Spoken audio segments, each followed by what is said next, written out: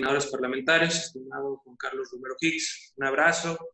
De igual forma, Mauricio Curi, a todos ustedes, amigas y amigos de los medios de comunicación, también qué gusto saludarlos. Gracias por acompañarnos el día de hoy.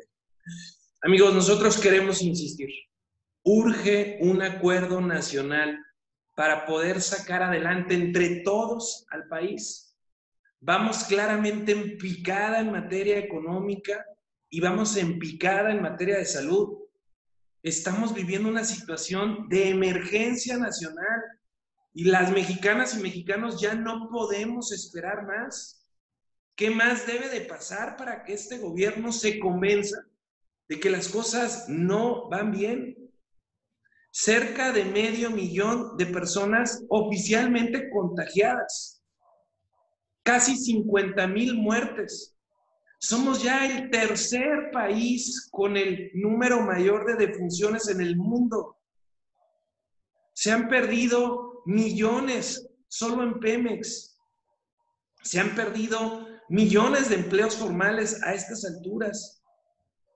Según el INEGI, a 70 millones de personas no les alcanza ni siquiera para adquirir la canasta básica. Los niños hoy no tienen la aplicación de las vacunas que les correspondía. Hay escasez de medicamentos en muchos padecimientos, pero particularmente en la de los niños con cáncer. Es necesario un gran acuerdo, así como se está buscando construir en materia educativa, aunque nunca va a ser lo mismo que las clases presenciales, pues seguramente hoy tendremos ya un retraso del ciclo pasado y un retraso en este nuevo. Pero sí reconocemos que las autoridades educativas están privilegiando al menos la salud de las niñas, de los niños, de los jóvenes y así de toda su familia. Porque ante el pésimo manejo que han hecho de la pandemia, a estas alturas, los riesgos de contagio siguen siendo muy altos. Si se hubiera hecho lo correcto con oportunidad, hoy tal vez no estaríamos pensando en clases virtuales o en televisión. Hoy ya los niños podrían estar yendo a clases de forma normal, pero no se aplicaron todas las pruebas necesarias para detección, para mitigación, para que pudiéramos hoy vivir más tranquilos. Y tampoco se recomendó de forma masiva el uso de cubrebocas, como lo han venido haciendo en muchas naciones que hoy pueden tener una situación de mayor tranquilidad al respecto. Esto sin duda pues va a ser una prueba muy compleja para las autoridades educativas, tanto para los maestros, para los propios estudiantes, para que mantengan la atención en la pantalla, pero particularmente para los padres de familia, que van a tener la doble responsabilidad de atender a sus niñas, a sus niños, en su labor educativa, en las tareas que tengan, pero además en su responsabilidad para llevar el ingreso familiar. Vaya que los padres de familia van a enfrentar una situación bastante complicada y habrá que ver cómo se les va a respaldar. En Acción Nacional, recordarán ustedes, desde marzo ya habíamos propuesto este modelo para que por televisión abierta y radio se pudiera brindar clases a los niños y no se retrasaran. Es claro que todavía en muchas partes, y ese es un reto enorme que se va a presentar, pues no hay condiciones de tecnología, de electricidad o de señal para que podamos tener una cobertura. Y ese va a ser un enorme reto para que no se siga generando esa desigualdad entre quienes no tienen absolutamente nada y quienes lo tienen todo.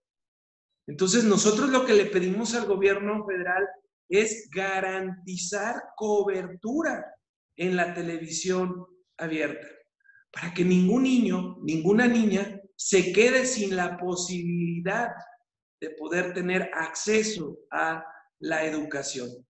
Nosotros le pedimos al gobierno que en estos nuevos canales digitales que se abrirían exclusivamente para las clases de niñas y niños, que no haya ningún tipo de difusión gubernamental ni comercial, ni que haya ningún tipo de ideologización.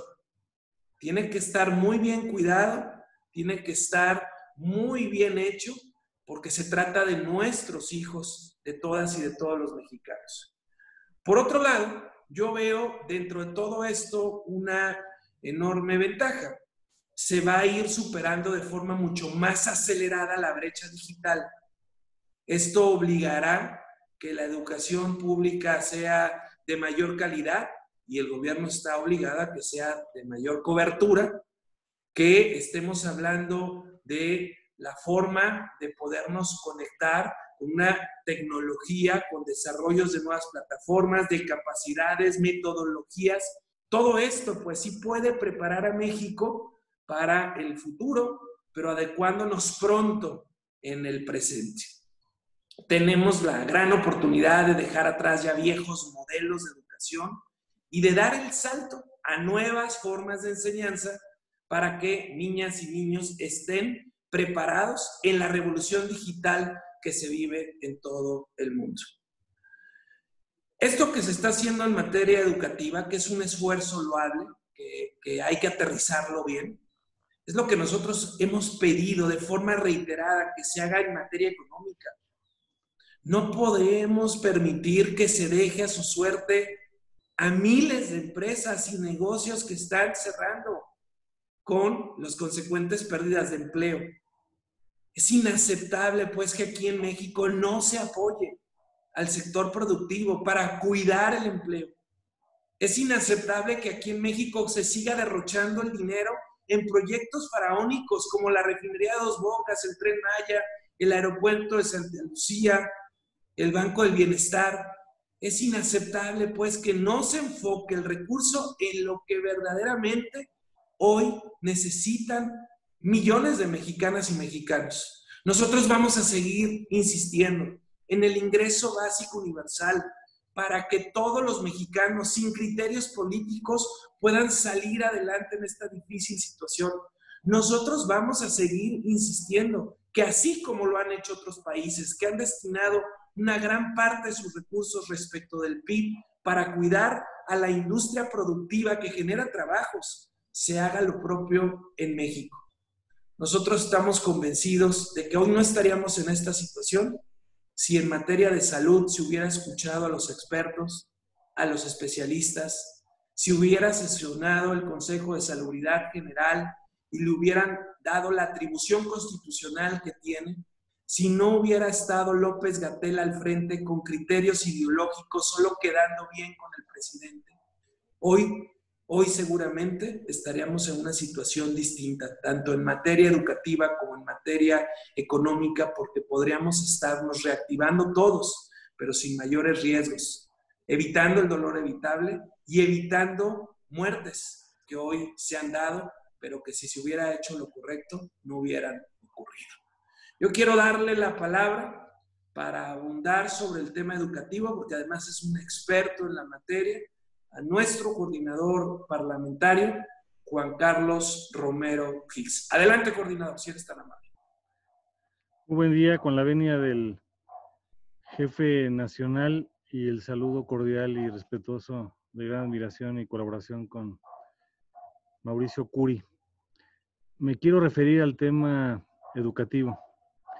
La educación es un tema que ocupa y preocupa a todos los mexicanos. Y hoy estamos frente a un mundo inédito, la era del hielo. Nadie tenía la capacidad de anticiparlo y tenemos muchos retos. Por supuesto que estamos de acuerdo en las medidas de protección que ha anunciado el gobierno de la República junto con las autoridades educativas estatales para la protección de las niñas, niños, adolescentes y todos los educandos. Pero también tenemos que subrayar que necesitamos avanzar en otros aspectos. Primero, el modelo educativo no fue diseñado para educación virtual. Segundo, el modelo de evaluación tercero, tampoco. Tercero, necesitamos formar a los maestros y a los padres de familia porque tampoco estaban en esa preparación. Y por otra parte, hay una serie de aspectos que nos preocupan. Por ejemplo, la deserción escolar, la posibilidad de que personas vayan abandonando en el camino su cumplimiento educativo, porque sabemos que la economía no está en buen momento y hay una enorme cantidad de hogares que no están preparados porque no tienen electricidad, porque tienen espacios pequeños, porque no tienen agua, porque no tienen acceso a internet. Y aunque se diga que se hace un gran esfuerzo para poder tener la televisión abierta, esta nunca será suficiente. Nada suple a un buen maestro, el que toca el alma, el corazón, el que inspira, el que motiva, el que corrige y el que acompaña.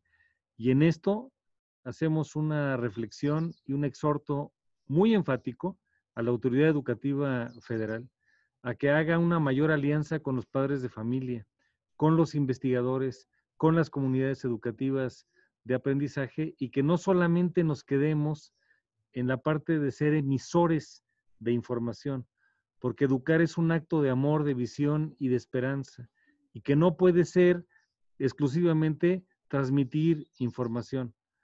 La educación tiene como ingredientes conocimientos, habilidades, valores, conductas y actitudes, y este es el sentido integral que tendremos que aprovechar como sociedad.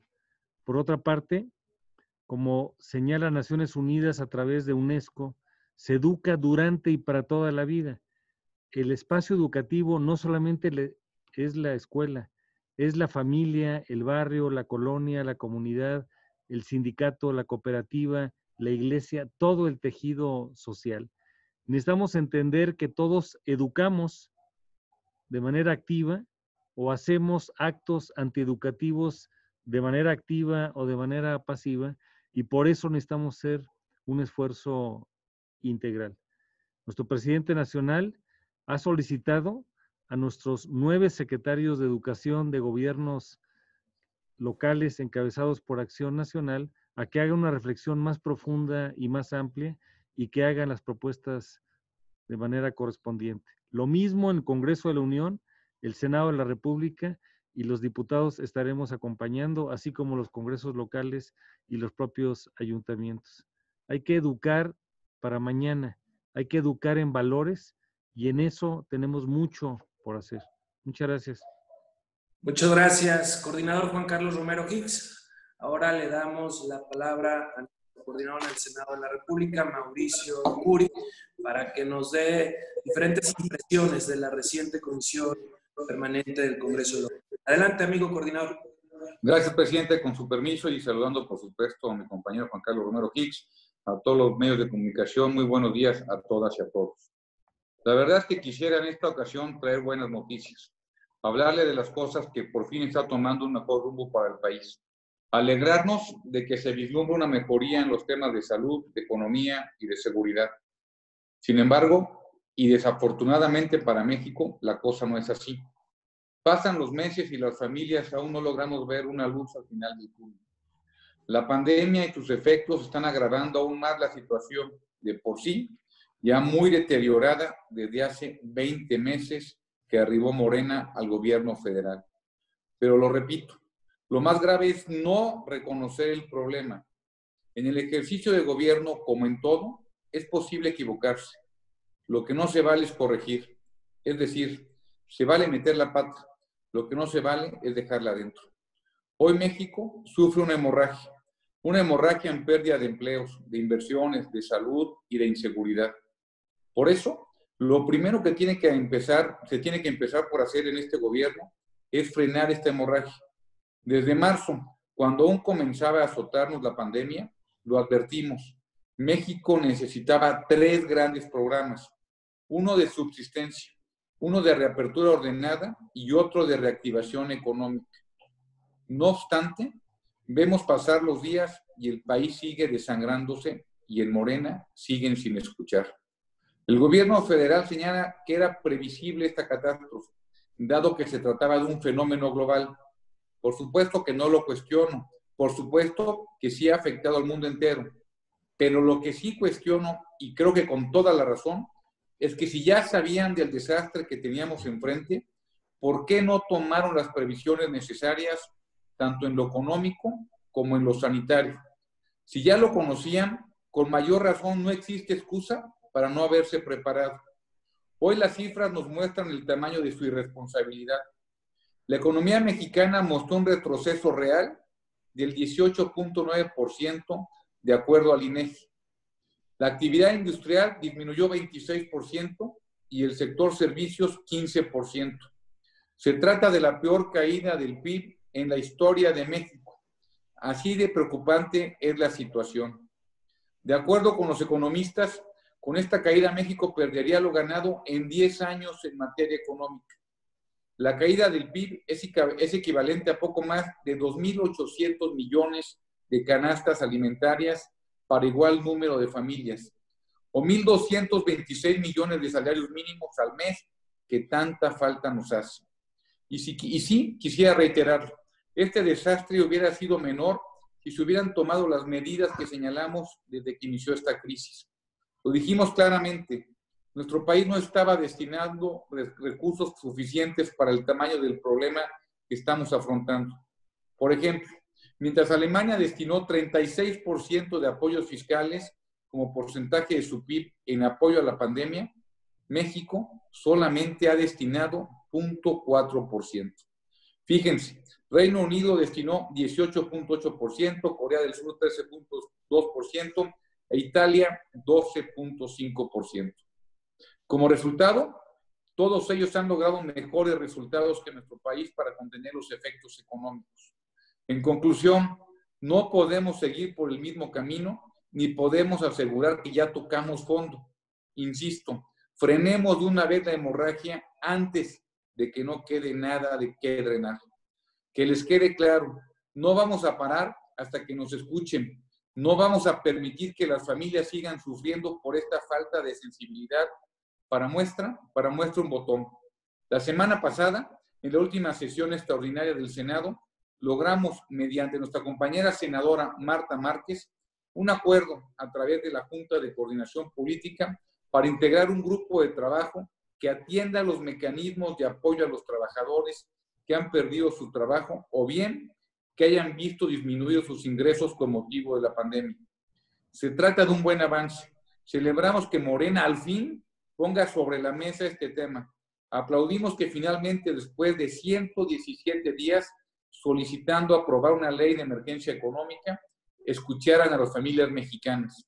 Además de exigir un ingreso básico universal para las familias, los panistas proponemos una reingeniería de la política social. El centro debe ser el empleo y el ingreso familiar. Pugnamos por un programa industrial de coordinación trilateral con Estados Unidos y Canadá para eslabonar la cadena productiva, pero también demandamos inyectar recursos a la promoción turística, detonar nuevos sectores y dar flujo a empresas. Es importante decretar prioritarios al sector de energías renovables, turismo y logística, así como otorgar incentivos fiscales a las empresas, que son las principales generadoras de empleo. Un mejor país, claro que es posible, y es a partir de la unidad y la solidaridad que podremos darle otro rumbo y sacar a México adelante. Muchas gracias. Muchas gracias, estimado coordinador Mauricio Curi. Adelante, Felipe, Laura, con las preguntas que pudiera haber de los amigos de los medios de comunicación. Rubén Pasquel, de Grupo Mármol.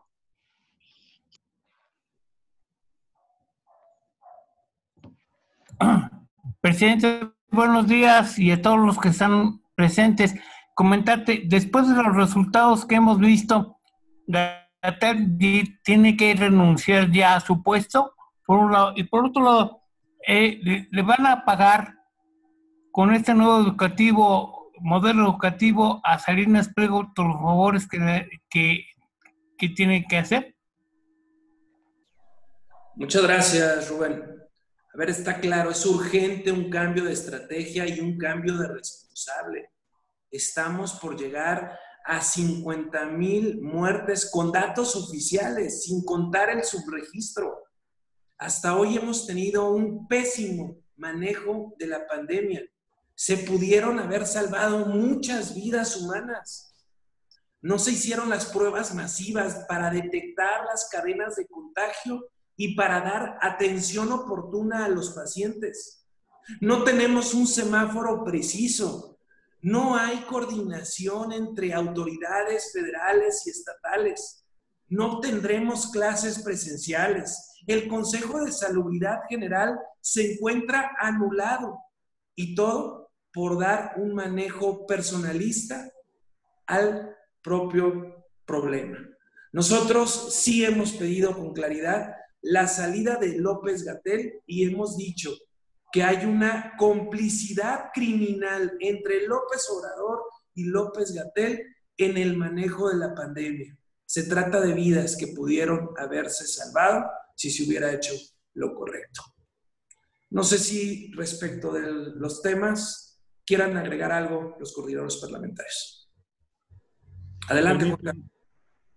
Rubén, a la pregunta,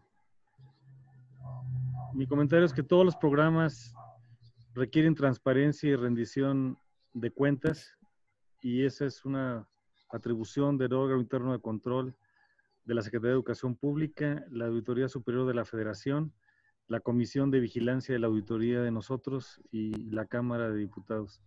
Estaremos muy al pendiente para lo necesario, para que esto no se confunda con propósitos de sesgo, de partido, de ideología, o que tenga alguna duda en la transparencia y en la rendición de cuentas. Lo que sí es muy importante señalar es que lo anunciado ayer, aunque es necesario, desde el punto de vista de la atención de la pandemia, es insuficiente. No se ha involucrado a los maestros de manera activa, ni a los padres de familia, ni a las comunidades educativas. Hay que ponernos en el lugar del alumno que con polvo, sudor y lágrimas está en espacios restringidos, confinados. Por lo tanto, hay que mirar más allá y nos preocupa mucho la posibilidad de que algunos de los alumnos no estén en las mejores condiciones. Hay un mensaje contradictorio. Por un lado, se ha restringido la economía, pero por otro lado, los padres van a tener que salir a trabajar. ¿Quién va a cuidar a las personas? ¿Cómo es que lo van a atender? Por lo tanto, necesitamos ir más allá y convoco al secretario a que se ponga a hacer la tarea, a que estudie las mejores prácticas que están haciendo en otras partes del mundo y no solamente veamos la parte tecnológica, que es necesaria, pero no es suficiente. Claudia Telles del IMED. Buenos días a todos. Para preguntarle al coordinador del PAN en la Cámara de Diputados, Juan Carlos Romero, si ayer en la reunión de la Jucopo se llegó a una determinación o si se va a investigar la denuncia que presenta el Partido Encuentro Social en contra del PT de cooptar legisladores para formar una mayoría y lograr la mesa directiva. ¿Y cuál es su opinión? Si la mesa directiva debe estar presidida el próximo año legislativo por el PRI o sería en este caso el PT al lograr un número más de diputados para ocupar la tercera fuerza. Gracias. Aprovecho, Claudia, para hacer los comentarios en torno a la reunión de la Junta de Coordinación. Primero, vamos a ir sesionando de manera ordinaria todos los días lunes. Segundo, por ahora no se anticipa otro periodo extraordinario, aunque ya estamos frente al huachicoleo legislativo. Tercero, estamos frente a las sesiones de la Comisión Permanente del Congreso de la Unión, en donde algunas serán virtuales y otras presenciales. Por ejemplo, la de mañana será presencial. Tenemos más de 2,000 puntos de acuerdo que están y dictámenes en las 3 comisiones de la Comisión Permanente del Congreso de la Unión. En la primera, que son los temas de gobernanza, la segunda, que son los de educación, defensa, relaciones exteriores y salud, y tercero, los temas económicos. Adicionalmente, se están empezando a diseñar posibles medidas que veremos con la mesa directiva actual y con la próxima mesa directiva para ver cómo pudiéramos sesionar con medidas de sanidad en el Congreso de la Unión. Por ejemplo, el lunes 1 de septiembre a las 5 de la tarde, por ley, debe haber una reunión de Congreso General. ¿Cómo vamos a resolver esto teniendo 628 legisladores, 500 diputados y 128 senadores? No es una solución sencilla. Por otro lado, se da la recepción del informe presidencial y de ahí en adelante tendremos que prever modalidades para ver cómo, porque en este momento no hay solución a decisiones virtuales ni en comisiones ni en el pleno de ambas cámaras del Congreso de la Unión sobre cómo podíamos tener este tipo de circunstancias. También tomamos la decisión de ir avanzando en la previsión de los temas necesarios. Por ejemplo, cómo va a procesar la Cámara de Diputados el artículo 19 constitucional, que ya tuvo como Cámara de origen en la parte reglamentaria al Senado de la República. Y así como estos aspectos, hay otros que tenemos que ir considerando.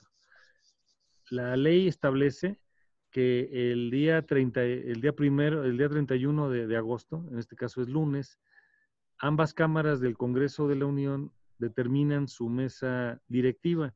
A mí me sorprende la duda de parte de algunas personas, porque este asunto ya lo resolvió la ley y lo atendió el acuerdo fundacional del 5 de septiembre de 2018. Y los invito a revisar el acuerdo fundacional y si es necesario, con mucho gusto lo compartimos. Y ese acuerdo que firmamos todos los coordinadores, establece en su párrafo tercero, y cito a continuación lo siguiente: además se acordó que en estricto cumplimiento de la ley orgánica, la presidencia de la mesa directiva sea rotativa conforme a lo establecido en la ley orgánica en su artículo 17 y de acuerdo al orden decreciente de los grupos parlamentarios. Esto se establece en la integración de los grupos parlamentarios. No hay duda sobre quién debe encabezar el tercer año. El acuerdo fundacional y el registro así lo determinaron. Y el párrafo quinto señala que en la conducción de las sesiones se privilegiará siempre el debate y no se utilizará la mayoría de manera que transgreda la pluralidad democrática representada en esta Cámara. Por lo tanto, no es tema. Ahora, las expresiones de presión, de este huachicoleo de morenitas y morenitos que quieren pasar a otros grupos, no debería tener consecuencia alguna, porque la ley y el acuerdo ético que establecimos desde el día número 1, con toda claridad lo estableció. Por lo tanto, no es tema. Y nosotros no vamos a sucumbir al rumor, a la ocurrencia y a la provocación en este momento. Son tiempos de prudencia, de legalidad e institucionalidad.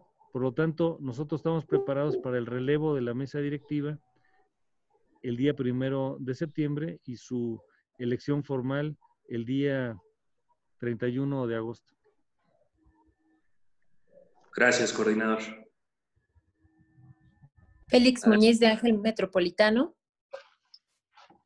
Sí, muy buenos días. ¿Ahí me escuchan? Perfecto, Félix. Correcto. Marco, buenos días, coordinadores, buenos días a todos los compañeros que están conectados. Preguntarte, Marcos, primero, si este acuerdo al que tú estás convocando, este acuerdo nacional que ya es reiterado, prácticamente sería lo mismo que acordaron para el plan de educación, es decir, tendrían que convocar ya a sectores, el empresarial, al político y a todos los sectores para que llegue a este acuerdo. ¿Cuál sería el temor del presidente el no querer llegar a un acuerdo como estos? El que su cuarta T se desapareciera, que no sirviera y que tuviera que tomar apoyo de los sectores. Esa sería una pregunta para el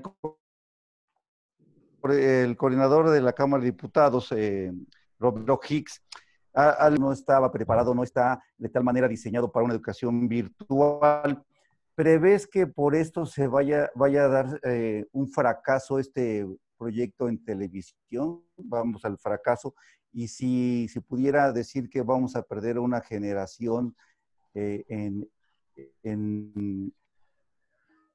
entre que si podemos hacer programas de televisión, porque me acuerdo que hace muchos años, y lo recordarás, diputado, venir a hacer este tema. Y finalmente, pues insisten ustedes en que renuncie Gatell, pero ¿por qué no dice nada el sector científico, el médico?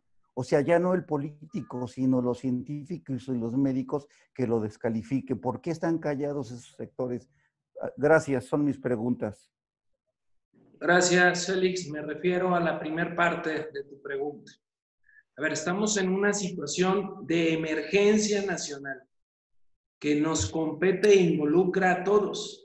México no es el país de un solo hombre, somos millones de mujeres y hombres y se requiere construir una solución de fondo. Y la única manera de hacerlo es involucrando a todos los sectores y a todos los actores, cosa que no ha querido el presidente López Obrador. No se deja ayudar. Se ha presentado en Cámara de Diputados, en Cámara de Senadores, diversas propuestas para reactivar la economía. El sector productivo ha hecho lo mismo, pero no escuchan, no se dejan ayudar. Hoy urge asumir que estamos en una situación tan compleja que solo juntos todos podremos sacar adelante. Gobierno federal, gobiernos estatales, gobiernos municipales, sectores productivos, todos los diversos actores de la sociedad, todos los partidos políticos. Requerimos concurrir y el presidente López Obrador debe convocarse como un jefe de Estado que para las situaciones que ameritan la convocatoria de todos se realicen. Y eso es lo que no ha ocurrido y por eso lo reiteramos. Hay una enorme responsabilidad, hay una gran ausencia de liderazgo para poder sacar adelante a nuestro país en esta circunstancia. En todos los países democráticos del mundo se dialoga y se construye entre oposiciones y gobierno. Eso no ocurre tristemente en México. Lo convocamos a la sensatez para la construcción de un gran acuerdo que saque adelante a México de esta difícil situación. Doy la palabra a los coordinadores para responder las siguientes partes de tu pregunta. Mauricio, ¿deseas contestar? Pues nada más sumarnos, creo que el manejo de la pandemia ha sido terrible, el acuerdo nacional es urgentísimo y creo que aquel que debe ser el primero que debe estar uniéndonos es el primero que nos está polarizando. Nunca me he imaginado que en un país sea la oposición la que pide la unión y la solidaridad. Generalmente siempre lo debe de pedir el gobierno. En este sentido lo estamos pidiendo nosotros y creo que nos siguen dividiendo, siguen polarizando al país y esto lo único que está haciendo es que el país cada vez salga más lastimado, más dividido y por supuesto con más retraso. ¿Con eso puedo ver la cámara? ¿No se puede ver la cámara? ¿Y hoy? Hoy sí. Arlet García, de Cadena Política. Muy buenos días a todos y quisiera preguntar sobre pues esta situación donde están exigiendo la renuncia de López-Gatell. Sin embargo, hemos visto y escuchado al presidente decir que ha hecho un buen trabajo, que realmente esto es tema político y que siempre existirá la oposición. ¿Cuál es su comentario respecto a esta situación? Y también, pues, esta situación que vemos, el 2020, aparte de morir muchos mexicanos por esta emergencia sanitaria, pues por la violencia, ¿qué está sucediendo? Y la pregunta aquí sería, ¿cuál es el panorama para México 2021, cuando al cumplir un año de inicio de esta pandemia, de cambio de gobierno, bueno, un poco más? Sin embargo, ¿cuál sería el panorama para el 2021 con tanta violencia, muertes por violencia y por esta emergencia sanitaria? No hay peor ciego que el que no quiere ver la realidad. Ahí están los contagios, ahí están las personas fallecidas. Ocupa México el tercer lugar en el mundo respecto de personas que perdieron la vida por COVID. Los resultados están a la vista. Es una pésima gestión, contradictoria. Se nos dijo que ya se había domado la pandemia. Falso. Se nos dijo que el pico iba a ser en abril, luego en mayo, junio. Hoy estamos en agosto. Falso. Se nos dijo que no era necesario usar tapabocas y hoy vemos que es absolutamente indispensable para mitigar. Nuevamente, falso.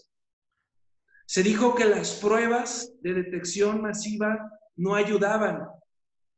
Los países que hoy están en mejores circunstancias las aplicaron de forma estructurada. Nuevamente falso. Hay un pésimo resultado en la gestión de la pandemia que ha costado vidas y que está costando empleos. Porque mientras más se alarga, más empresas cierran, más empleos se pierden. López-Gatell y López Obrador son responsables del pésimo manejo de la pandemia en México. No pueden ser tan testarudos, necesitan dejarse ayudar, necesitan escuchar a los expertos, necesitan adecuarse a las mejores prácticas internacionales. Claro, de algo nuevo para lo que no estábamos preparados, pero muchos más países han logrado enfrentar con éxito esta difícil situación, a diferencia de lo que México está ocurriendo. Hoy somos el tercer lugar en fallecimientos y no se ve para cuándo. Lamentablemente, esta es una pésima gestión y tiene claros responsables. Y no solo tendrán que dar cuentas, tienen que corregir para que se siga evitando el dolor evitable y para que se evite entonces más pérdidas humanas. Disculpen, ¿y sí se ve realizada la renuncia? ¿Ven que sea esto posible o solamente están dándole vueltas a este tema desde ahora sí que el presidente, Gatell y ellos van a seguir adelante? ¿Creen que sí se concreta esta renuncia? Lamentablemente vemos que el presidente defiende lo indefendible.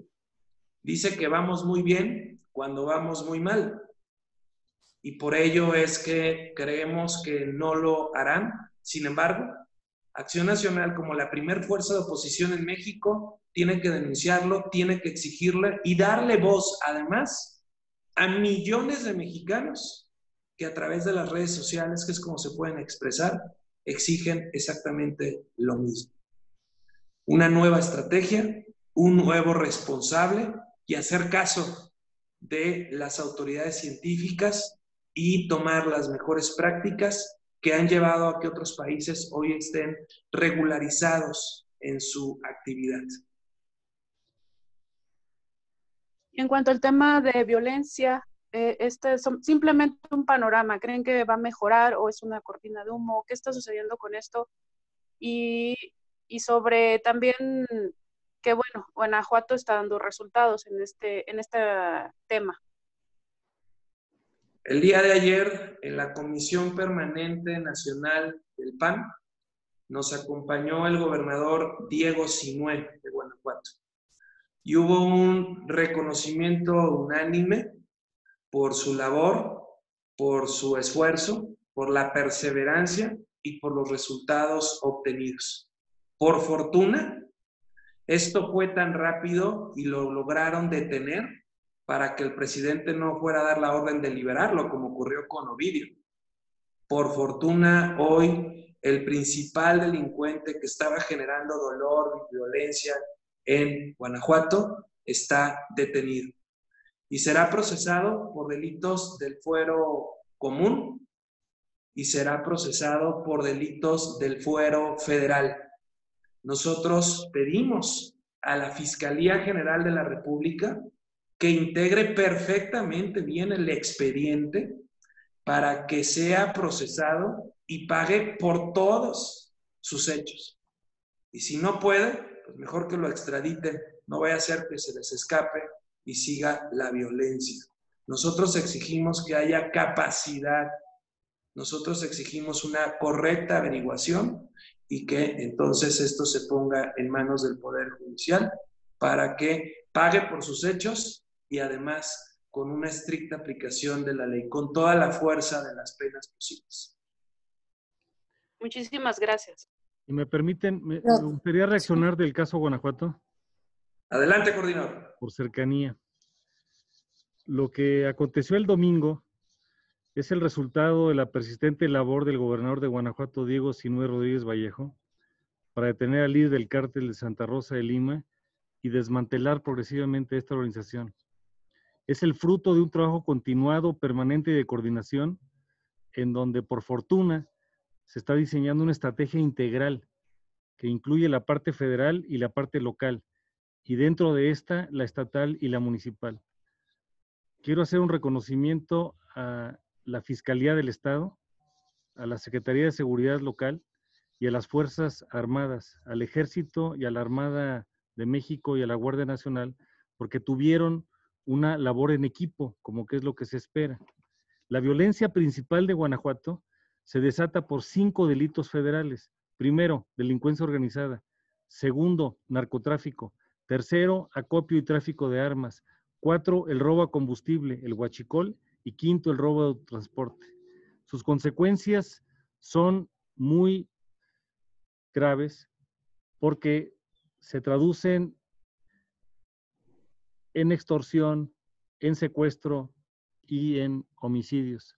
Con esta detención se da una noticia muy importante de que nadie está por encima de la ley y que en Guanajuato y en todas las partes de los trozos del alma del país se tiene que construir la paz, la justicia y la seguridad. Y este es el tipo de actuación que esperamos de parte de toda la autoridad.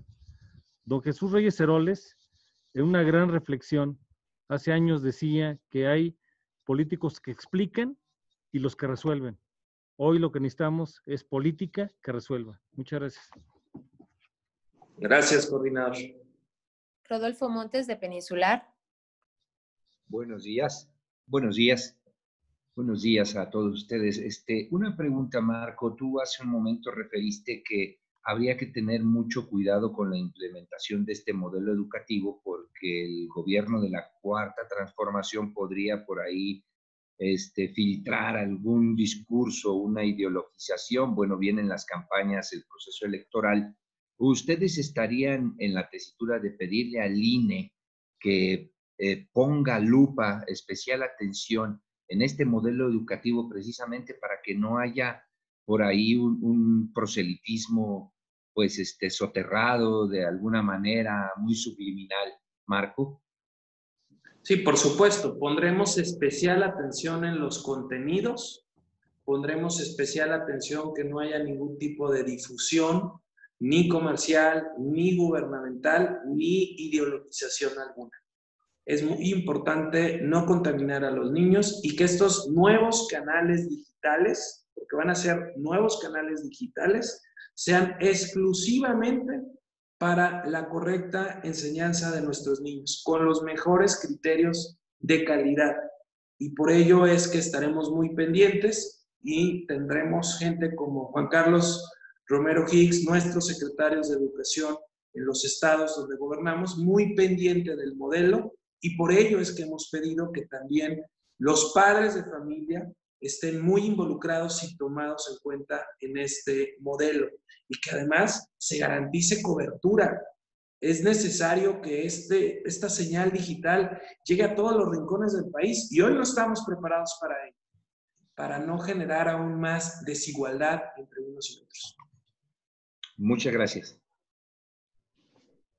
Nos envían algunas preguntas. Mayolo López de Reforma pide su opinión acerca de que Pemex se olvida de licitar y privilegia compras a modo por invitación restringida. Horacio Jiménez del Universal pide su opinión acerca de que 1,5 millones de niños tendrán que dejar la escuela. En ese mismo sentido, a Ariadna Sandoval nos pregunta si el PAN tiene alguna propuesta para evitar la deserción que se prevé. Y Horacio Jiménez también, si el PAN va a reclamar la Jucopo si Morena pierde la mayoría absoluta. Por lo pronto, esas dos. Muchas gracias. Laura, a ver, respondo la primera de Mayolo y después le doy la palabra a nuestros coordinadores. Está clara la forma como el gobierno federal desde el inicio está operando. Ellos se comprometieron a desaparecer las adjudicaciones directas y a que todo sería a través de licitación. Eso quedó en su Plan Nacional de Desarrollo. Pues absolutamente falso. Hoy México vive mayor opacidad y por lo tanto mayor corrupción. No hay transparencia, no hay información. El 80% de las adquisiciones del gobierno son sin licitación, son sin transparencia alguna.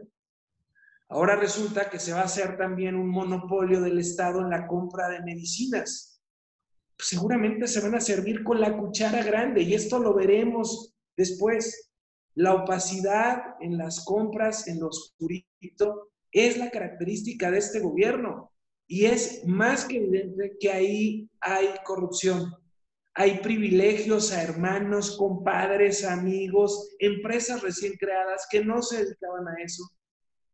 El gobierno no informa, las solicitudes de transparencia no las contesta, no hay pues rendición de cuentas. La Secretaría de la Función Pública es una fanática del presidente y su función es cuidarle la espalda al presidente y a todos sus amigos.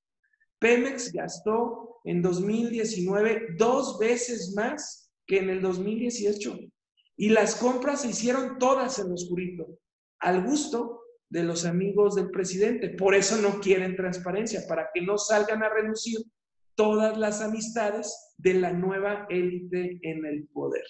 Es lamentable que ofreciendo terminar con las adjudicaciones directas, hoy simplemente las que han acabado son las licitaciones. Adelante, coordinadores, si quisieran agregar algo sobre esto o las otras preguntas. Yo, si me permite, presidente, coincido plenamente. Este es un gobierno que es el gobierno más opaco y puedo yo decir de los más corruptos que he visto. Ya lo comentó nuestro presidente, el 80% de las licitaciones son adjudicaciones directas. Este gobierno busca inclusive por medio de la ley cambiar la ley para poder seguir siendo opacos y poco transparentes. Lo vimos desde el principio, desde las compras de las pipas en Pemex. Y en Pemex tenemos una persona que no tiene ninguna capacidad para ser el director de la empresa más importante y de las más importantes de Latinoamérica. El primer trimestre perdió 560,000 millones de pesos y ahorita dicen que perdieron 44,000 millones de pesos. En cualquier otra empresa privada ya lo hubieran corrido, porque este señor dicen que es 1% de capaz y 99% honrado. Yo no creo que ni una ni la otra. Y por mi parte es todo. Gracias, coordinador Curi. Juan Carlos. Sobre 2 preguntas. Uno, la parte educativa y la deserción. Es un tema en donde cada persona es única, irrepetible e insustituible y por lo tanto hay que tener la guarda cuidadosa de cada uno de los educandos. Y esto significa que la autoridad federal y la autoridad estatal, a través de los directivos, los padres de familia, los maestros, den la atención necesaria. En este momento hay que cuidar cada uno de esos proyectos de vida y convocaremos a los especialistas y a las autoridades para que puedan atender esto en debida manera. El tema de la Junta de Coordinación Política ya se integró al momento de iniciar el periodo en septiembre del año 2018. No es tema. Y estos huachicoleos de morenitas y juanitas que están cambiando de un lugar a otro ya no son relevantes para efecto de la integración formal de la gobernanza. Voy a poner un ejemplo. Mario Delgado ganó encabezando una fórmula del Partido del Trabajo. Gerardo Fernández de Noroña ganó encabezando una fórmula del PES. Por lo tanto, estas tautologías y estas contradicciones que algunos de los legisladores pudieran estar abordando en este momento ya no son relevantes. Hoy lo que tenemos que concentrarnos es en la agenda legislativa. ¿Qué le vamos a decir a México a partir del martes 1 de septiembre, cuando inicie el tercer año de esta legislatura. Lo demás son radiopasillos, intrigas, especulaciones adelantadas, porque lo que necesitamos es tener legalidad, institucionalidad, prudencia y resultados. Gracias, coordinador Romero Hicks. Adelante. Hay otras 3 preguntas. Gina Saldiana de La Jornada pregunta, saber si el PAN cedió sus tiempos en radio y televisión para las clases y por cuánto tiempo. Misael Zavala del Heraldo, si ven que desde Morena se frenan iniciativas o propuestas en el legislativo para ayudar a la población ante la pandemia, esto debido a que mañana se realice una sesión de la Comisión Permanente, pero con una agenda light en torno al COVID-19. Gabriel Chantomila del Sol de México, al coordinador Juan Carlos Romero Hicks, su opinión de la insistencia del PT de querer presidir la mesa directiva y las acusaciones de corrupción por el tráfico de legisladores de una bancada a otra. Muchas gracias. Contesto la primera y doy la palabra a los coordinadores para las siguientes preguntas. El secretario Esteban Moctezuma tuvo una llamada, cosa que le agradezco, fin de semana, para informarme sobre esta modalidad de educación ante la pésima gestión que se ha tenido del gobierno y que no se puede pues, regresar a clase y se pone en riesgo la vida de los niños, cosa que nosotros reconocemos, que se privilegie el cuidado de la vida de niñas y niños y de sus familias. Lo que él me explicaba es que se van a crear nuevos canales digitales que van a ser exclusivos para ofrecer clases a los niños. Y lo que él me pedía es que en estos nuevos canales digitales que serán exclusivos para dar clase, pues no haya ningún tipo de publicidad de partidos. Yo lo que le pedía es que tampoco la haya ningún tipo de publicidad comercial, ni gubernamental, ni ningún tipo de ideologización, que sea claramente un canal nuevo y exclusivo durante el periodo de la pandemia para dar clases. De ser así, por supuesto que en estos nuevos canales no vamos a contaminar a nuestros niños. Que sean canales exclusivos para la educación y en estos canales que son nuevos y exclusivos, no tendríamos en Acción Nacional ningún inconveniente en ceder los tiempos a los que por ley tendríamos derecho. Adelante, coordinadores. Yo por mi parte, si me preguntan el tema de si Morena frena las iniciativas para el tema de la pandemia, pues nosotros ya estamos surgiendo al grupo parlamentario de Morena para que el día de mañana en la permanente se empiecen ya los trabajos del grupo acordado en la Jucopo para el tema de que se quedaron sin trabajo y el tema del ingreso básico universal. Gracias, coordinador Curi. Juan Carlos, ¿algo que agregar? Sí, lo que Gabriel pregunta del Partido del Trabajo. Ya dimos nuestra expresión y aprovecho para solidarizarme públicamente con la sensible pérdida del hermano de don Reginaldo Sandoval, de Gregorio. Hoy son tiempos de solidaridad y creo que hay que mostrar esa cercanía en lo humano con el dirigente del Partido del Trabajo en San Lázaro.